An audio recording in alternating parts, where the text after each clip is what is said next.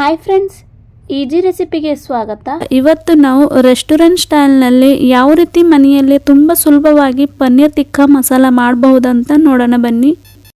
ತುಂಬ ಸಿಂಪಲ್ ಆದಂಥ ರೆಸಿಪಿ ಇದು. ಯಾವ ರೀತಿ ಮಾಡಬಹುದು ಈ ಪನ್ನೀರ್ ಟಿಕ್ಕಾ ಮಸಾಲ ಅಂತ ಈ ವಿಡಿಯೋದಲ್ಲಿ ನೋಡೋಣ ಬನ್ನಿ. ಬನ್ನಿ ರೆಸಿಪಿಯನ್ನು ಶುರು ಮಾಡೋಣ. ಇವಾಗ ಮೊದಲಿಗೆ ಒಂದು ಬೌಲನ್ನು ತಗೊಳ್ಳಿ. ಈ ಬೌಲ್ನಲ್ಲಿ ಒಂದು 3 ರಿಂದ 4 ದೊಡ್ಡ ಟೇಬಲ್ ಸ್ಪೂನಷ್ಟು ಮೊಸರನ್ನು ಹಾಕಿಕೊಳ್ಳಿ. ಮೊಸರು ಗಟ್ಟಿಯಾಗಿರಬೇಕು ಹಾಗೂ ಹುಳಿ ಇದ್ದರೆ, ಮೊಸರು ತೀರಾ ಹುಳಿ ಇದ್ದರೆ ಒಂದು 2 ರಿಂದ 3 ಚಮಚದಷ್ಟೇ ತಗೊಳ್ಳಿ. ತೀರಾ ಹುಳಿ ಇರಲಿಲ್ಲ ಅಂದರೆ ಒಂದು 3 ರಿಂದ 4 ದೊಡ್ಡ ಟೇಬಲ್ ಸ್ಪೂನಷ್ಟು ಮೊಸರನ್ನು ಹಾಕಿಕೊಳ್ಳಿ. ಈ ಬೌಲ್ನಲ್ಲಿ ಮೊಸರು ಹಾಕಿದ ಮೇಲೆ ಇವಾಗ ಇದರಲ್ಲಿ ನಾವು ಬೌಲ್ನಲ್ಲಿ ಮೊಸರು ಹಾಕಿದ ಮೇಲೆ ಇವಾಗ ಇದರಲ್ಲಿ ಒಂದು ಅರ್ಧ ಟೇಬಲ್ ಸ್ಪೂನಷ್ಟು ಚೆನ್ನಾಗಿ ಪುಡಿ ಮಾಡಿ ಅಜ್ವೈನನ್ನು ಹಾಕಿಕೊಳ್ಳಿ. ಇದು ಯಾವುದೇ ಕಾರಣಕ್ಕೂ ಸ್ಕಿಪ್ ಮಾಡೋಕ್ಕೆ ಹೋಗಬೇಡಿ, ತುಂಬ ಚೆನ್ನಾಗಿ ಟೇಸ್ಟಿ ಬರುತ್ತೆ ಅಜ್ವೈನ್ ಹಾಕಿಕೊಳ್ಳುವುದರಿಂದ. ಅಜ್ವೈನ್ ಹಾಕಿದ ಮೇಲೆ ಒಂದು 2 ರಿಂದ 3 ದೊಡ್ಡ ಟೇಬಲ್ ಸ್ಪೂನಷ್ಟು ಕಡಲೆ ಹಿಟ್ಟನ್ನು ಹಾಕಿಕೊಳ್ಳಿ. ಕಡಲೆ ಹಿಟ್ಟು ಹಾಕಿದ ಮೇಲೆ ಇವಾಗ ಇದರಲ್ಲಿ ಒಂದು ಸಣ್ಣ ಟೇಬಲ್ ಸ್ಪೂನಷ್ಟು ಜೀರಿಗೆಯನ್ನು ಪುಡಿ ಮಾಡಿ ಹಾಕಿಕೊಳ್ಳಿ. ಈ ರೀತಿ ನಾನು ದರ್ದರಿಯಾಗಿ ಪುಡಿ ಮಾಡಿ ಹಾಕಿಕೊಂಡಿದ್ದೇನೆ. ನೀವು ಬೇಕಾದರೆ ಜೀರಿಗೆ ಪುಡಿ ಕೂಡ ಹಾಕಿಕೊಳ್ಳಬಹುದು.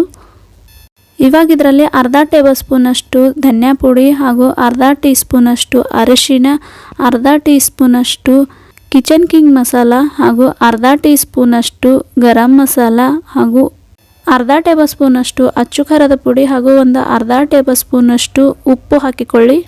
ಈ ಎಲ್ಲ ಮಸಾಲೆಯನ್ನು ಚೆನ್ನಾಗಿ ಮಿಕ್ಸ್ ಮಾಡ್ಕೊಳ್ಳೋಣ. ಮಿಕ್ಸ್ ಮಾಡ್ಕೊಂಡಿದ್ದಾದ ನಂತರ ಇವಾಗ ಇದರಲ್ಲಿ ಕಟ್ ಮಾಡಿರುವ ಕ್ಯಾಪ್ಸಿಕಮ್ ಹಾಗೂ ಈರುಳ್ಳಿಯನ್ನು ಹಾಕಿಕೊಳ್ಳೋಣ. ಈ ರೀತಿಯಾಗಿ ದಪ್ಪವಾಗಿ ಕಟ್ ಮಾಡಿ ಇದರಲ್ಲಿ ಹಾಕಿಕೊಳ್ಬೇಕು.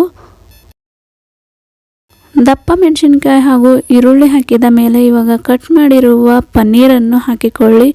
ನಾನಿಲ್ಲಿ 200 ಗ್ರಾಮ್ನಷ್ಟು ಪನ್ನೀರನ್ನು ತೊಗೊಂಡಿದ್ದೇನೆ ಹಾಗೂ ಪನ್ನೀರ್ ನಾನು ದಪ್ಪವಾಗಿ ಕಟ್ ಮಾಡಿ ಹಾಕಿಕೊಂಡಿದ್ದೇನೆ. ನೀವು ಬೇಕಾದರೆ ಚಿಕ್ಕ ಚಿಕ್ಕ ಪೀಸಸ್ ಆಗಿ ಕಟ್ ಮಾಡಿ ಇದರಲ್ಲಿ ಹಾಕಿಕೊಳ್ಳಬಹುದು. ಪನ್ನೀರ್ ಹಾಕಿದ ಮೇಲೆ ಇವಾಗ ಇದರಲ್ಲಿ 1 ಟೇಬಲ್ ಸ್ಪೂನಷ್ಟು ಎಣ್ಣೆಯನ್ನು ಹಾಕಿಕೊಳ್ಳಿ. ಎಣ್ಣೆ ಹಾಕಿದ ಮೇಲೆ ಚೆನ್ನಾಗಿ ಒಂದು ಸಲ ಮಸಾಲೆಯಲ್ಲಿ ಪನ್ನೀರ್, ಕ್ಯಾಪ್ಸಿಕಮ್, ಈರುಳ್ಳಿ ಮಿಕ್ಸ್ ಆಗಬೇಕು. ಆ ರೀತಿಯಾಗಿ ನೀವು ಒಂದು ಸಲ ಮಿಕ್ಸ್ ಮಾಡ್ಕೊಳ್ಬೇಕು. ಈ ರೀತಿಯಾಗಿ ಮಿಕ್ಸ್ ಮಾಡ್ಕೊಂಡಿದ್ದಾದ ನಂತರ ಒಂದು 15 ನಿಮಿಷ ಇದನ್ನು ಸೆಟ್ ಆಗಲು ನಾವು ಫ್ರಿಜ್ನಲ್ಲಿ ಇಡಬೇಕಾಗುತ್ತೆ. ಈ ಮಸಾಲೆಯನ್ನು 15 ನಿಮಿಷ ಆದ ನಂತರ ಇವಾಗ ನಾವು ನೆಕ್ಸ್ಟ್ ಪ್ರೊಸೆಸ್ಗೆ ಹೋಗೋಣ ಬನ್ನಿ. ಇಲ್ಲಿ ನಾನು ಗ್ಯಾಸ್ ಆನ್ ಮಾಡಿಬಿಟ್ಟು ತವವನ್ನು ಕಾಯಕ್ಕಿಟ್ಟಿದ್ದೇನೆ. ತವ ಚೆನ್ನಾಗಿ ಕಾದ ನಂತರ ಇದರಲ್ಲಿ ಒಂದು 2 ಟೇಬಲ್ ಸ್ಪೂನಷ್ಟು ಎಣ್ಣೆಯನ್ನು ಹಾಕಿಕೊಳ್ಳಿ. ಎಣ್ಣೆ ಎಲ್ಲ ಕಡೆ ಸ್ಪ್ರೆಡ್ ಮಾಡ್ಕೊಳ್ಳಿ ಈ ರೀತಿಯಾಗಿ. ಇವಾಗ ಮಸಾಲೆ ಪದಾರ್ಥವನ್ನು ತವದ ಮೇಲೆ ಹಾಕಿಕೊಂಡು ಚೆನ್ನಾಗಿ ಫ್ರೈ ಮಾಡ್ಕೊಳ್ಬೇಕು. ಫ್ರೈ ಮಾಡ್ಕೊಳ್ಳುವಾಗ ಗ್ಯಾಸ್ ಮೀಡಿಯಮ್ನಲ್ಲಿಟ್ಟು ಒಂದು 7 ರಿಂದ 8 ನಿಮಿಷ ಚೆನ್ನಾಗಿ ಈ ರೀತಿ ಚಮ್ಮಚನಿಂದ ಮೇಲೆ ಕೆಳಗೆ ಮಾಡ್ಕೊಳ್ತಾ ಈ ರೀತಿ ಫ್ರೈ ಮಾಡ್ಕೊಳ್ಬೇಕಾಗುತ್ತೆ. ನೀವು ಬೇಕಾದರೆ ಟೂತ್ಪಿಕ್ ಸ್ಟಿಕ್ಸ್ ಅಂತ ಸಿಗುತ್ತೆ, ಅದರಲ್ಲಿ ಹಾಕಿಕೊಂಡು ಡೈರೆಕ್ಟಾಗಿ ಒಲೆ ಮೇಲೆ ಬೇಯಿಸ್ಕೊಳ್ಬಹುದು ಗ್ಯಾಸ್ ಮೇಲೆ. ಇಲ್ಲಾಂದರೆ ಈ ರೀತಿ ತವದ ಮೇಲೆ ಕೂಡ ಬೇಯಿಸ್ಕೊಳ್ಬಹುದು. ಒಂದು 7 ರಿಂದ 8 ನಿಮಿಷ ಆದ ನಂತರ ಈಗ ಗ್ಯಾಸ್ ಆಫ್ ಮಾಡ್ಕೊಳ್ಳಿ. ಇದು ರೆಡಿ ಆದ ನಂತರ ಇವಾಗ ಮತ್ತೆ ನಾವು ನೆಕ್ಸ್ಟ್ ಪ್ರೊಸೆಸ್ಗೆ ಹೋಗೋಣ ಬನ್ನಿ. ಗ್ಯಾಸ್ ಆನ್ ಮಾಡಿಬಿಟ್ಟು ಬಾಣಲೆಯನ್ನು ಕಾಯ್ಕಿಡಿ. ಇದರಲ್ಲಿ ಒಂದು ದೊಡ್ಡ ಟೇಬಲ್ ಸ್ಪೂನಷ್ಟು ಎಣ್ಣೆಯನ್ನು ಹಾಕಿಕೊಂಡು ಚೆನ್ನಾಗಿ ಬಿಸಿ ಮಾಡ್ಕೊಳ್ಳಿ. ಇಲ್ಲಿ ನಾನು ಒಂದು ದೊಡ್ಡ ಟೇಬಲ್ ಸ್ಪೂನಷ್ಟು ಎಣ್ಣೆಯನ್ನು ಹಾಕಿಕೊಂಡಿದ್ದೇನೆ. ಎಣ್ಣೆ ಚೆನ್ನಾಗಿ ಬಿಸಿಯಾದ ನಂತರ 1 ಟೇಬಲ್ ಸ್ಪೂನಷ್ಟು ಜೀರಿಗೆಯನ್ನು ಹಾಕಿಕೊಂಡು ಚೆನ್ನಾಗಿ ಫ್ರೈ ಮಾಡ್ಕೊಳ್ಳಿ ಎಣ್ಣೆಯಲ್ಲಿ. ಫ್ರೈ ಆದ ನಂತರ ಇವಾಗ 2 ಮೀಡಿಯಮ್ ಆಕಾರನಲ್ಲಿರುವ ಈರುಳ್ಳಿಯನ್ನು ತಗೊಳ್ಳಿ. ಈ ಈರುಳ್ಳಿಯನ್ನು ಈ ರೀತಿ ಚಿಕ್ಕದಾಗಿ ಕಟ್ ಮಾಡಿ ಇದರಲ್ಲಿ ಹಾಕಿಕೊಂಡು ಚೆನ್ನಾಗಿ ಎಣ್ಣೆಯಲ್ಲಿ ಫ್ರೈ ಮಾಡ್ಕೊಳ್ಬೇಕು. ಎಣ್ಣೆಯಲ್ಲಿ ಫ್ರೈ ಮಾಡ್ಕೊಳ್ಳುವಾಗ ಈ ಈರುಳ್ಳಿಯ ಹಸಿ ವಾಸನೆ ಹೋಗುವವರೆಗೂ ಅಥವಾ 1-2 ನಿಮಿಷ ಚೆನ್ನಾಗಿ ಫ್ರೈ ಮಾಡಿಕೊಂಡ್ರೆ ಸಾಕು. ಈರುಳ್ಳಿ ಚೆನ್ನಾಗಿ ಫ್ರೈ ಆಗಿದೆ. ಇವಾಗ ಇದರಲ್ಲಿ 1 ಟೇಬಲ್ ಸ್ಪೂನಷ್ಟು ಬೆಳ್ಳುಳ್ಳಿ ಪೇಸ್ಟನ್ನು ಹಾಕಿಕೊಳ್ಳಿ. ನಾನಿಲ್ಲಿ 7 ರಿಂದ 8 ಎಸಳು ಬೆಳ್ಳುಳ್ಳಿಯನ್ನು ಚೆನ್ನಾಗಿ ಕುಟಾಣಿಯಲ್ಲಿ ಕುಟ್ಟಿ ಇದರಲ್ಲಿ ಹಾಕಿಕೊಂಡಿದ್ದೇನೆ. ನೀವು ಬೇಕಾದರೆ ಬೆಳ್ಳುಳ್ಳಿ ಪೇಸ್ಟ್ ಕೂಡ ಹಾಕಿಕೊಳ್ಳಬಹುದು. ಇವಾಗ ಬೆಳ್ಳುಳ್ಳಿ ಕೂಡ ಚೆನ್ನಾಗಿ ಫ್ರೈ ಮಾಡ್ಕೊಳ್ಳಿ ಎಣ್ಣೆಯಲ್ಲಿ. ಬೆಳ್ಳುಳ್ಳಿ ಕೂಡ ಎಣ್ಣೆಯಲ್ಲಿ ಫ್ರೈ ಆಗಿದೆ. ಇವಾಗ ಇದರಲ್ಲಿ ನಾವು ಮಸಾಲೆಯನ್ನು ಹಾಕಿಕೊಳ್ಳೋಣ. ಮೊದಲಿಗೆ ಇಲ್ಲಿ ನಾನು ಅಚ್ಚು ಖಾರದ ಪುಡಿಯನ್ನು ಹಾಕಿಕೊಂಡಿದ್ದೇನೆ 1 ಟೇಬಲ್ ಸ್ಪೂನಷ್ಟು. ನೀವು ಬೇಕಾದರೆ ರುಚಿಗೆ ತಕ್ಕಷ್ಟು ಅಚ್ಚು ಖಾರದ ಪುಡಿಯನ್ನು ಹಾಕಿಕೊಳ್ಳಬಹುದು. ಇಲ್ಲಿ ಒಂದು ಸಣ್ಣ ಟೇಬಲ್ ಸ್ಪೂನಷ್ಟು ಅರಿಶಿನ, ಒಂದು ಸಣ್ಣ ಟೇಬಲ್ ಸ್ಪೂನಷ್ಟು ಧನಿಯಾ ಪುಡಿ ಹಾಗೂ ಒಂದು ಸಣ್ಣ ಟೇಬಲ್ ಸ್ಪೂನಷ್ಟು ಕಿಚನ್ ಕಿಂಗ್ ಮಸಾಲವನ್ನು ಹಾಕಿಕೊಳ್ಳಿ.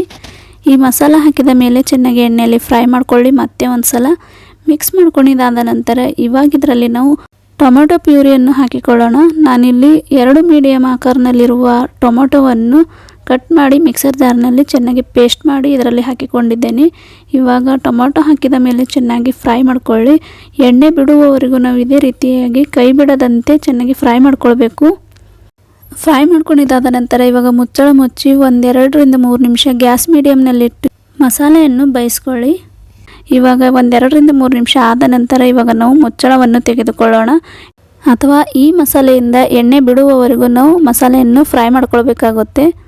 ಎಣ್ಣೆ ಚೆನ್ನಾಗಿ ಬಿಟ್ಕೊಂಡಿದೆ, ಇಲ್ಲಿ ನೋಡ್ತಾ ಇರಬಹುದು.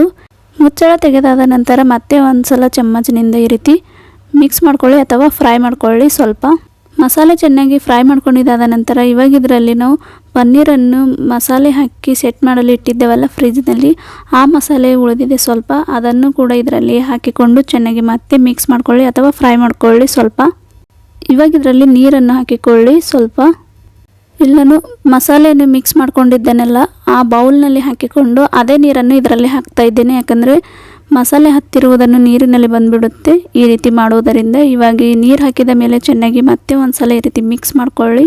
ನೀವು ಮಸಾಲೆಯಲ್ಲಿ ನೀರು ಹಾಕಿಕೊಳ್ಳುವಾಗ ನೋಡಿಕೊಂಡು ಹಾಕಿಕೊಳ್ಳಿ. ಕನ್ಸಿಸ್ಟೆನ್ಸಿ ಯಾವ ರೀತಿ ಬೇಕೋ ಆ ರೀತಿಯಾಗಿ ನೋಡಿಕೊಂಡು ಇದರಲ್ಲಿ ಹಾಕಿಕೊಳ್ಳಿ. ನಾನು ಮಸಾಲೆ ಬೌಲ್ನಲ್ಲಿ ಸ್ವಲ್ಪ ನೀರನ್ನು ಹಾಕಿಕೊಂಡು ಇದರಲ್ಲಿ ಹಾಕಿಕೊಂಡಿದ್ದೇನಲ್ಲ, ಅದು ಬಿಟ್ಟು ಮತ್ತೆ 1 ಕಪ್ನಷ್ಟು ನೀರನ್ನು ಹಾಕಿಕೊಂಡು ಚೆನ್ನಾಗಿ ಮಿಕ್ಸ್ ಮಾಡ್ಕೊಂಡಿದ್ದೇನೆ. ಇವಾಗ ಈ ಗ್ರೇವಿಯನ್ನು ಚೆನ್ನಾಗಿ ಕುದಿಸ್ಕೊಳ್ಬೇಕು. ಇವಾಗ ನಾವು ಮುಚ್ಚಳ ಮುಚ್ಚಿ 5 ನಿಮಿಷ ಚೆನ್ನಾಗಿ ಈ ಗ್ರೇವಿಯನ್ನು ಕುದಿಸ್ಕೊಳ್ಬೇಕು. ಒಂದು 5 ನಿಮಿಷ ಆದ ನಂತರ ಇವಾಗ ನಾವು ಮುಚ್ಚಳವನ್ನು ತೆಗೆದುಕೊಳ್ಳೋಣ.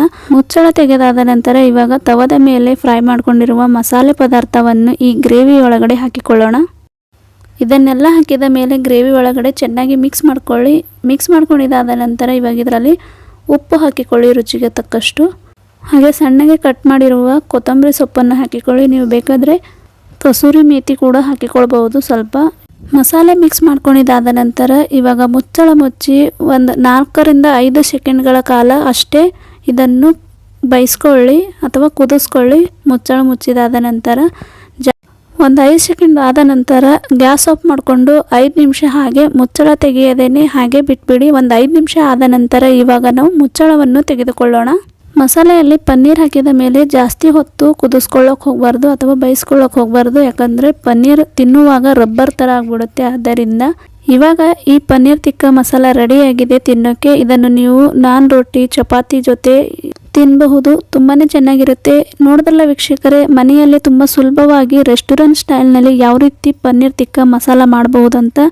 ಇಲ್ಲಿ ನೋಡ್ತಾ ಇರ್ಬೋದು ವೀಕ್ಷಕರೇ, ಗ್ರೇವಿ ಎಷ್ಟು ಚೆನ್ನಾಗಿ ಥಿಕ್ಕಾಗಿ ಬಂದಿದೆ ಹಾಗೂ ಕಲರ್ ಕೂಡ ತುಂಬಾ ಸಖತ್ತಾಗಿ ಬಂದಿದೆ. ತಿನ್ನೋಕ್ಕೂ ಕೂಡ ಅಷ್ಟೇ ಟೇಸ್ಟಿಯಾಗಿರುತ್ತೆ. ನೀವು ಕೂಡ ಒಂದ್ಸಲ ಈ ರೆಸಿಪಿಯನ್ನು ಟ್ರೈ ಮಾಡಿ ನೋಡಿ. ಹಾಗೂ ಈ ರೆಸಿಪಿಯಲ್ಲಿ ನಿಮ್ಗೆ ಏನಾದರೂ ಡೌಟ್ಸ್ ಇದ್ದರೆ ನನಗೆ ಕಮೆಂಟ್ಸ್ ಮೂಲಕ ತಪ್ಪದೇ ತಿಳಿಸುವುದನ್ನು ಮರಿಬೇಡಿ. ಮತ್ತೆ ಸಿಗೋಣ ಹೀಗೆ ಒಂದು ಇಂಟ್ರೆಸ್ಟಿಂಗ್ ಆದ ರೆಸಿಪಿ ಜೊತೆಗೆ. Thank you.